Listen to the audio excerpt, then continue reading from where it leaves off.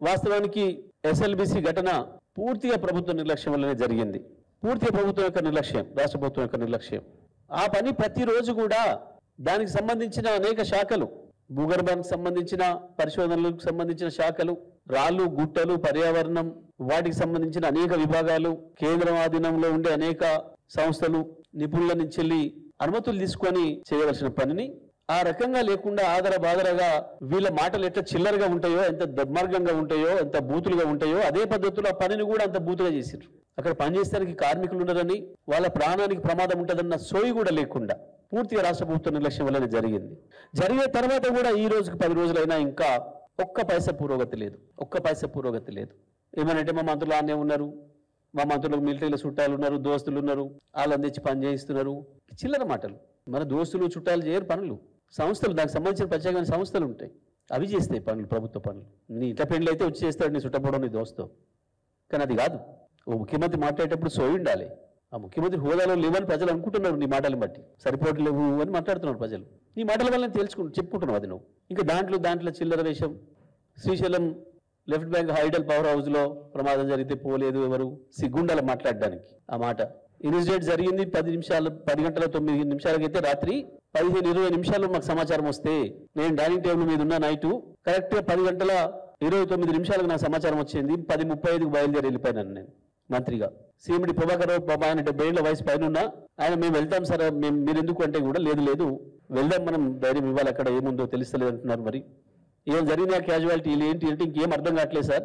Accident అయింది, లోపల fire accident అయింది, పొగలు వస్తున్నాయి, బాగా సమాచారం రావడం లేదు. ఎందుకు అని అంటే పవర్ ఉంటే ఇంకెక్కువ ఫైర్ అయ్యే అవకాశం ఉంటుంది కాబట్టి వెంటనే షట్ డౌన్ చేస్తారు, చీకటి ఉంది, పొగలు కమ్ముకునే మొత్తం అని చెప్తున్నారు. చదివి వెళ్దాం పదని చెప్పి రాత్రి 2:30 చేరుకున్న వాడికి అన్ని రికార్డ్స్ ఉన్నాయి అక్కడ. పోతున్నా నేను కలెక్టర్ ఎస్పీని అలర్ట్ చేసిన వాళ్ళు కూడా చేరుకున్నారు. నిమిషం మా రిపోర్ట్ ఉంటుంది ఎక్కడైనా తీసుకో. 24 గంటలు తిరగక ముందే డెడ్ బాడీస్ రికవరీ చేసినాం, కుటుంబాలకు అప్పచెప్పినాం, వాళ్ళకి కావాల్సిన ₹1 కోటి పైగా ఆ కుటుంబాలకి సహాయం అందించడం, ప్రతి ఒక్కరికి ప్రతి కుటుంబంలో ఒకరికి ఉద్యోగం ఇచ్చినాం. నువ్వు వచ్చేదో చిల్లర వేషాలు వేస్తుంటే శివరాజకీయాలు చేయబోతే తీసి లోపడేసినట్టున్నారు. నేను అది మా దృష్టి కూడా రాలేదు, తర్వాత చెప్పాను. ఎందుకంటే ఈ ప్రవర్తన ఎప్పుడు అంతే కదా చిల్లరగా. ఈ ప్రాజెక్ట్ ఇంతో రికవరీ చేయలేదు మాట్లాడండి, సిగ్గుండాలే మాట్లాడడానికి కొంచెం అన్న. 2 నెలల్లో 3-4 యూనిట్లు పూర్తి చేసినాం, 3-4 నెలల్లో మొత్తం ప్లాంట్ను రివైవల్ చేసినాం. ఇప్పటి వరకు 8,000 మిలియన్ యూనిట్లు పవర్ ఉత్పత్తి అయిందో లెక్క చెప్పు, నువ్వే చెప్పు. నా దగ్గర ఉన్న లెక్కలు నేను చెప్పా. ఎప్పుడు ఇన్సిడెంట్ అయింది, ఇన్సిడెంట్ అయిన ఎన్ని గంటల్లో రికవరీ అయింది, తర్వాత ఎన్ని రోజుల్లో పునరుద్ధరణ జరిగింది, 8,000 మిలియన్ యూనిట్లు ఇప్పుడు ఉత్పత్తి చేసింది. 22-23లో పీక్ లో 6,000 మిలియన్ యూనిట్లు ఉత్పత్తి చేసిన ఒక సంవత్సరంలో. ఇప్పుడు చేయలేకపోతున్నారు. ఈ సంవత్సరం దాని సగం కూడా చేయలే. లెక్కలు చెప్పు, నువ్వే చెప్పు. కేసీఆర్ గారి ఉత్తర్వుల మేరకు నిమిషాల మీద వెళ్ళి రోజులు నెల లోపలే పూర్తి చేసినాం. అంత స్పీడ్గా ఆగిపోయిన యూనిట్ సంవత్సరం అయింది, వచ్చి 15 నెలలు అయింది, పీకలేకపోయినాం. ఇప్పుడు కూడా ఇంకా దాన్ని ఇంకొకటి మళ్ళీ తర్వాత చెడిపోతాయి. చిల్లర విషయాలు, చిల్లర రాజకీయాలు మీరు చేస్తున్నారు. 10 రోజుల తర్వాత పోయి ఓ చిల్లర మాటలు మాట్లాడి కేసీఆర్ గురించి వెళ్ళి ఎప్పుడు పొద్దున్న లేస్తే కేసీఆర్ గురించి ఏడుస్తూ ఏం లేదు, చాలా స్పష్టంగా కనబడుతుంది వీళ్ళ చెడ్డగంతనం, వీళ్ళ పని విధానం. ఇప్పటి వరకు ఏం జరిగిందో చెప్పలేకపోతున్నారు.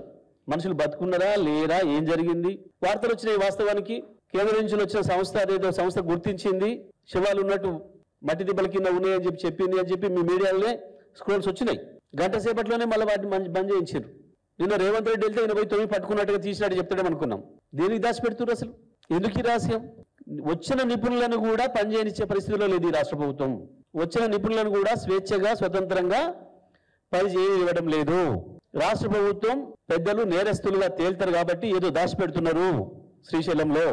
దీనిపైన అసలు విచారణ జరగాలి.